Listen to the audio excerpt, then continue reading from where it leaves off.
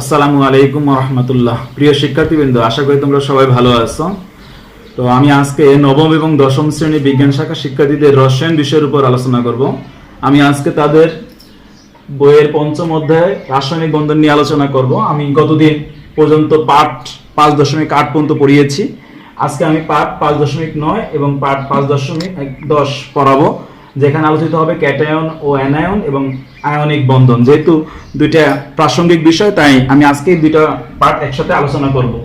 প্রিয় শিক্ষার্থীরা, তোমরা জানো যে একটি পরমাণু সামগ্রিকভাবে নিরপেক্ষ।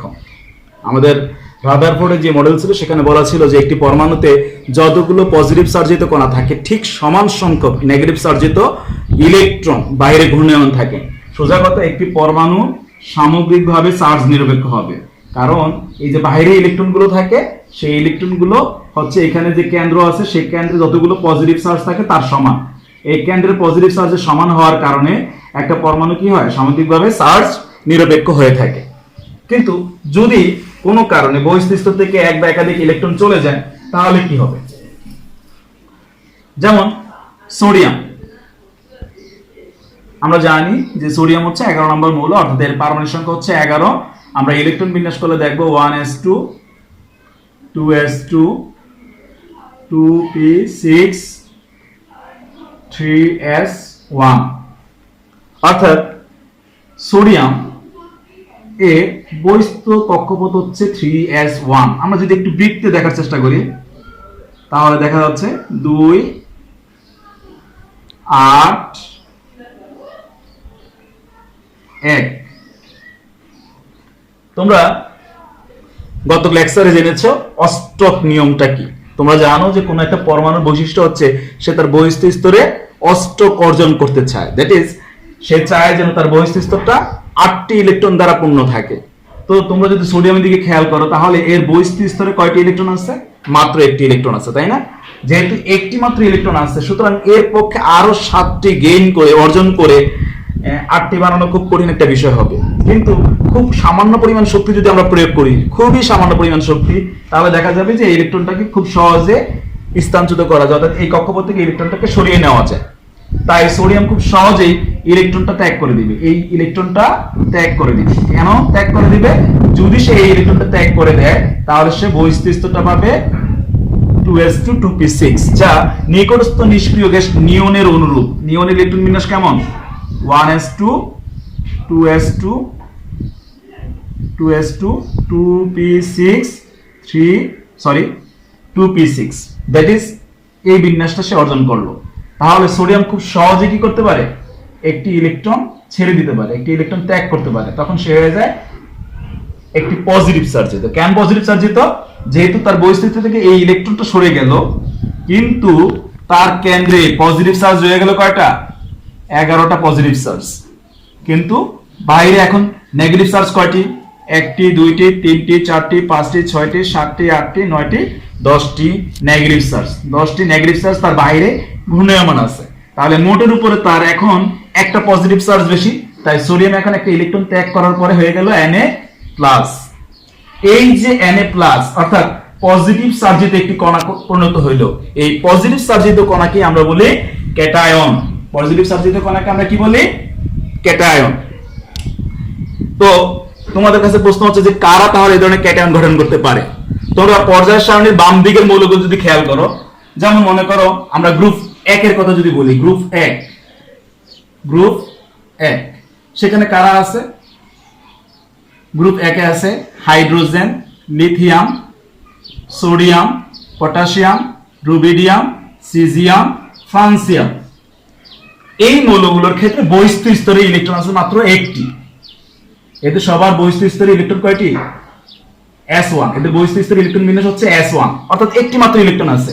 যদি এরা কোনোভাবে ওই একটা ইলেকট্রন, যেমন সোডিয়াম ক্ষেত্রে যেরকমটা হয়েছে একটা মাত্র ইলেকট্রন আছে, যদি কোনোভাবে সে ওই একটা ইলেকট্রন ত্যাগ করতে পারে তাহলে সে আগের ঘরে পাবে কি? s2p6, যা অষ্টক, অর্থাৎ কোন নিকটস্থ কোন নিষ্ক্রিয় গ্যাসের অনুরূপ হবে। তাহলে গ্রুপ 1 এর মৌলরা ইলেকট্রন ত্যাগ করতে চাবে। একইভাবে তুমি যদি গ্রুপ 2 এ যাও, একটু বলে রাখা দরকার যে হাইড্রোজেন এখানে একটি ভিন্ন জিনিস। হাইড্রোজেন আসলে একটি অধাতু, কিন্তু lithium, sodium, potassium, rubidium, caesium, francium এরা কিন্তু ধাতু এবং তোমরা জানো যাদেরকে ক্ষার ধাতু নামে আখ্যায়িত করা হয়ে থাকে। তো এই যে যারা ধাতু, এদের বহিঃস্থিত স্তরে একটি ইলেকট্রন থাকার কারণে এরা কি করে, সহজে ইলেকট্রন ত্যাগ করতে পারে, কিন্তু হাইড্রোজেনের আছেই মাত্র একটি ইলেকট্রন, সুতরাং এর জন্য একটি ইলেকট্রন ত্যাগ করাটা একটু কঠিন। এই জন্য হাইড্রোজেন সচরাচর ইলেকট্রন ত্যাগ করে না, সচরাচর সে ইলেকট্রন নেয় অথবা ইলেকট্রন শেয়ারে আসে। ওকে, আমরা গ্রুপ 2 এর কথা বলতেছিলাম। সেখানে আছে কি, বেরিলিয়াম, ম্যাগনেসিয়াম, ক্যালসিয়াম, স্ট্রনসিয়াম, ব্যারিয়াম এবং রেডিয়াম। এই মৌলগুলোর ক্ষেত্রে তোমরা যদি ইলেকট্রন বিন্যাস করো তাহলে দেখতে পাবা এদের বহিঃস্থিত স্তরের বিন্যাস হচ্ছে s2। ওইখানে যেমন s1 পেয়েছো, যেমন 1s2, 2s2, 2p6, 3s1 পেয়েছো, এখানে হয়তো দেখা যাবে 3s2 বা 4s2 কিংবা 1s2 এই জাতীয় ঘটনা ঘটবে, ঠিক আছে?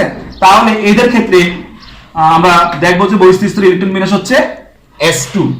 যেহেতু এদের বহিঃস্থিত স্তরে বিন্যাস s2, তার মানে বহিঃস্থিত স্তরে মাত্র 2টি ইলেকট্রন আছে, সুতরাং এরও চাবে যে 2টি ইলেকট্রন দিয়ে অস্ট্রিক পূর্ণ করতে পারা যায় কিনা। তো এরও খুব শক্তি অল্প পরিমাণ শক্তি যদি আমরা প্রয়োগ করি, এদেরকেও আমরা বহিঃস্থিত স্তর থেকে সরিয়ে নিয়ে ধনাত্মক আধানে পরিণত করতে হতো। ম্যাগনেসিয়াম তখন 2টি ইলেকট্রন ছেড়ে দিয়ে কি হয়ে যাবে, 2+ হয়ে যাবে। আমরা একটি ইলেকট্রন সরলে যদি দেখি যে Na+ হয়, তাহলে ম্যাগনেসিয়ামের পক্ষে ইলেকট্রন ছাড়তে হবে কয়টি? ম্যাগনেসিয়াম ইলেকট্রন বিন্যাসটা আমরা একটু করে দেখি কেমন হয়। যাবে ম্যাগনেসিয়াম 1s2, 2s2, 2p6। তাহলে আমরা দেখতেছি যে ম্যাগনেসিয়ামের যে ইলেকট্রন বিন্যাসটা সেটা হচ্ছে বহিঃস্থিত স্তরের বিন্যাস হচ্ছে 3s2, 1s2, 2s2, 2p6, 3s2, 12টি electron. এই 3s2 থেকে 2টি ইলেকট্রন যদি আমরা সরিয়ে নিতে পারি তাহলে সেই বিন্যাসটা লাভ করে 2s2, 2p6, যা নিকটস্থ নিষ্ক্রিয় গ্যাস নিয়নের অনুরূপ। অর্থাৎ মৌলগুলোর প্রবণতা হচ্ছে তারা কাছের নিষ্ক্রিয় গ্যাসটাকে খোঁজে।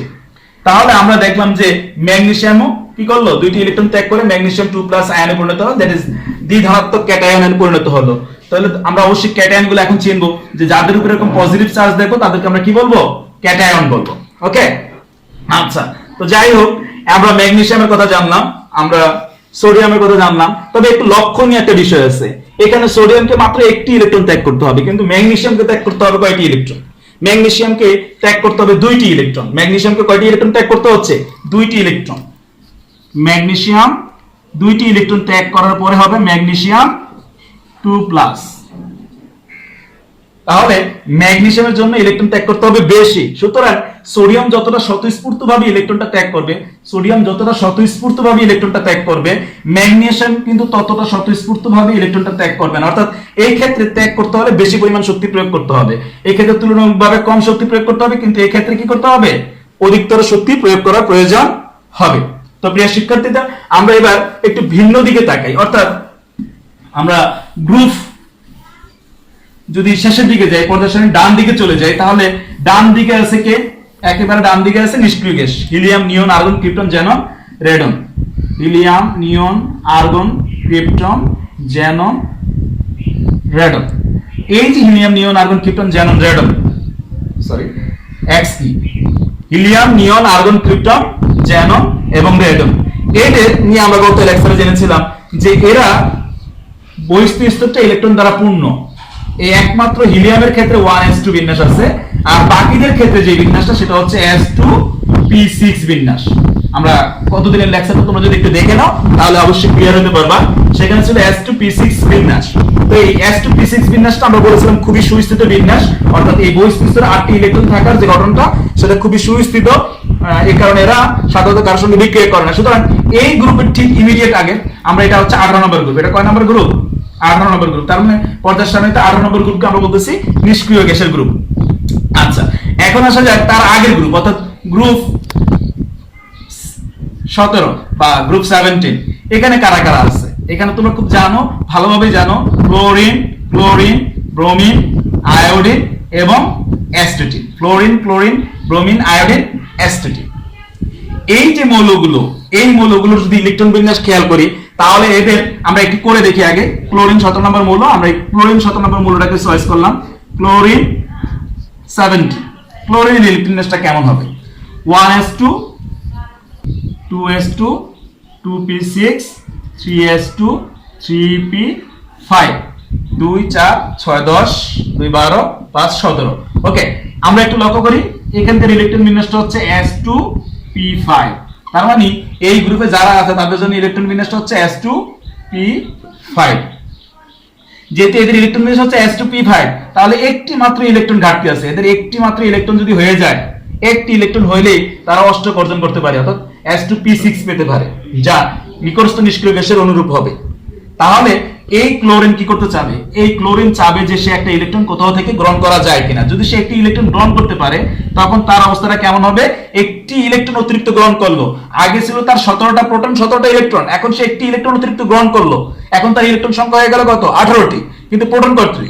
প্রোটন আছে সেই 17টি। তার মানে পজিটিভ চার্জ 17টা, কিন্তু নেগেটিভ চার্জ 18টা। তা মোটের উপরে একটি নেগেটিভ চার্জ বেশি। সুতরাং ক্লোরিন এক্ষেত্রে কি হয়ে গেল? নেগেটিভ আয়নে পরিণত হলো। তাহলে নেগেটিভ আয়নে যেহেতু পরিণত হয়ে গেল, এই নেগেটিভ চার্জিত কণাকে আমরা বলতেছি অ্যানায়ন। তার আগের গ্রুপটা খেয়াল করি, group 16, oxygen, sulphur, selenium, tellurium, polonium. Oxygen, sulphur, selenium, tellurium, polonium. এদের ক্ষেত্রে যদি আমরা ইলেকট্রন বিন্যাসটা করি, তাহলে দেখবো অক্সিজেনকে আমরা এখানে, সালফারকে আমরা অক্সিজেন, সালফার, সেলেনিয়াম যেখানে একটা আমরা সালফার কি নিলাম, সালফার হচ্ছে 16, সালফার 16 নাম্বার মৌল, অর্থাৎ পারমাণবিক সংখ্যা হচ্ছে 16। সুতরাং সেই অনুযায়ী তাতে ইলেকট্রন আছে 16টি। তাহলে ইলেকট্রন বিন্যাসটা কেমন হবে? 1s2, 2s2, 2p6, 3s2, 2 4 6 10টি, 3s2 12টি এবং 3p4 16টি হয়ে গেল। আমরা লক্ষ্য করি ইলেকট্রন বিন্যাসটা হচ্ছে S2p4, S2p4, অর্থাৎ বহিস্থ স্তরে ইলেকট্রন আছে 6টি, যাহা নিকটস্থ নিষ্ক্রিয় গ্যাস থেকে 2টি কম। তাই না? অষ্টক পূর্ণ করতে হলে তার আরো 2টি ইলেকট্রন গেইন করতে হবে, তাহলে সে অষ্টক লাভ করতে পারবে, তাই তো? তাহলে তার 2টি ইলেকট্রন গ্রহণ করার প্রবণতা থাকবে, কারণ 6টা ইলেকট্রন ছাড়াটা তার জন্য অধিকতর কঠিন। তাহলে সে 2টি ইলেকট্রন গ্রহণ করতে পারলেই সে কি করতে পারে? খুব সহজে অষ্টক অর্জন করতে পারে। তাহলে আমরা দেখলাম যে গ্রুপ 17 এর ক্ষেত্রে মাত্র একটি ইলেকট্রন ঘাটতি ছিল। সুতরাং তাদের ক্ষেত্রে ইলেকট্রন গ্রহণের যে প্রবণতাটা সেটা যতটুকু বেশি থাকবে, গ্রুপ 16 এর ক্ষেত্রে 2টি ইলেকট্রন গ্রহণ করতে হয়। সুতরাং সেই স্বতঃস্ফূর্ততা আগের থেকে কিছুটা কমে যাবে। অর্থাৎ গ্রুপ 17 এর ক্ষেত্রে ইলেকট্রন গ্রহণের প্রবণতাটা বেশি তুলনামূলকভাবে, এবং গ্রুপ 16 এর ক্ষেত্রে এই প্রবণতা তুলনামূলকভাবে কি হবে? কম হবে। এখন আসো, আচ্ছা আমরা দেখি তাহলে সালফারের ক্ষেত্রে ঘটনাটা কেমন হবে। তাহলে সালফার কি করবে? তার বহিস্থ স্তরে আরো 2টি ইলেকট্রন গ্রহণ করবে। সে এখানে আরো কি করবে? 2টি ইলেকট্রন গ্রহণ করবে। যদি সে 2টা ইলেকট্রন গ্রহণ করে, তাহলে সেক্ষেত্রে সে হয়ে যাবে কি? 3p6, অর্থাৎ সালফার যোগ 2টা ইলেকট্রন। তখন সালফার এই 2টি অতিরিক্ত ইলেকট্রন গ্রহণ করার কারণে এখন ইলেকট্রন হয়ে গেল কয়টা? তার 18টি। তার প্রোটন হচ্ছে 16টি, তার ইলেকট্রন হচ্ছে কয়টি? 18টি। তাহলে 16টি এবং 18টি, 16টি পজিটিভ চার্জ, 18টি নেগেটিভ চার্জ। তাহলে সে মোটের উপরে 2টা নেগেটিভ চার্জ বেশি, অর্থাৎ সে ঋণাত্মক চার্জিত কণাতে পরিণত হয়ে গেল, যেটাকে আমরা বলি সালফাইড আয়ন। এই সালফাইড আয়ন তাহলে কি? সালফাইড আয়ন একটি অ্যানায়ন। এবার আসো শিক্ষার্থীরা, আমরা জানলাম যে ক্যাটায়ন এবং অ্যানায়ন জিনিসটা কি। আচ্ছা, একটা পজিটিভ চার্জ এবং একটা নেগেটিভ চার্জ, এই দুইটা কি পরস্পরকে আকর্ষণ করবে না বিকর্ষণ করবে? ডেফিনেটলি বিপরীতধর্মী চার্জগুলো কি করে? পরস্পরকে আকর্ষণ করে। অর্থাৎ একটা নেগেটিভ চার্জ, যেমন মনে করে Na+, Na+টা কিভাবে গঠিত হয়েছিল? Na যখন একটা ইলেকট্রন ত্যাগ করলো তখন Na+ গঠিত হয়েছিল। আর এই যে ক্লোরাইড আয়ন গঠিত হয়েছিল কিভাবে? একটি ইলেকট্রন গ্রহণের মাধ্যমে ক্লোরাইড আয়ন গঠিত হয়েছিল। তাহলে এই যে ক্লোরাইড আয়নটা গঠিত হলো, একটা পজিটিভ আয়ন একটা নেগেটিভ আয়ন, এই দুটো আয়নকে পরস্পরকে আকর্ষণ করে না বিকর্ষণ করে? ডেফিনেটলি আকর্ষণ করবে, যেহেতু তারা বিপরীতধর্মী চার্জ। তাহলে তারা যখন পরস্পরকে আকর্ষণ করে, এই আকর্ষণের নামই হচ্ছে কি? বন্ধন। তাহলে সোডিয়াম আয়ন এবং ক্লোরাইড আয়ন কি করে? পরস্পরকে আকর্ষণ করে। এই আকর্ষণকে না বলা হয় বন্ধন। এই যে এখানে যেহেতু দুইটি আয়নের ভিতরে বন্ধনটা কাজ করে, দুইটা চার্জের ভিতরে বন্ধনটা কাজ করে, তাই এই বন্ধনটার নাম হচ্ছে আয়নিক বন্ধন। আর যেহেতু এই সোডিয়াম ক্লোরাইড যৌগটা তৈরি হইতে আয়নিক বন্ধন ব্যবহৃত হয়েছে, তাই এই যৌগটাকে বলা হচ্ছে আয়নিক যৌগ। এবার আসো আমরা ক্যালসিয়াম অক্সাইডের গঠন নিয়ে আলোচনা করব। ক্যালসিয়াম অক্সাইড, তো এখানে দুইটি মৌল ব্যবহৃত হয়েছে, ক্যালসিয়াম এবং অক্সিজেন। আমরা জানি ক্যালসিয়ামের পারমাণবিক সংখ্যা হচ্ছে 20 এবং অক্সিজেনের পারমাণবিক সংখ্যা হচ্ছে 8। অক্সিজেন 8 নম্বর মৌল। Calcium 1s2 2s2 2p6 3s2 3p6 4s2। অপরদিকে অক্সিজেন ইলেকট্রন বিন্যাস হচ্ছে 1s2 2s2 2p4। আচ্ছা, অক্সিজেনের ক্যালসিয়ামের বহিস্থ স্তরে 2টি ইলেকট্রন আছে, অপরদিকে অক্সিজেনের বহিস্থ স্তরে 6টি ইলেকট্রন আছে। আমরা যদি একটু চিত্রে দেখাই তাহলে জিনিসটা আমাদের জন্য একটু সহজতর হয়। আমরা ক্যালসিয়ামকে আগে দেখাই। এটা হলো ক্যালসিয়াম। প্রথমে 2টি ইলেকট্রন আছে 1 নম্বর কক্ষপথে, 2 নম্বর কক্ষপথে ইলেকট্রন আছে 8টি,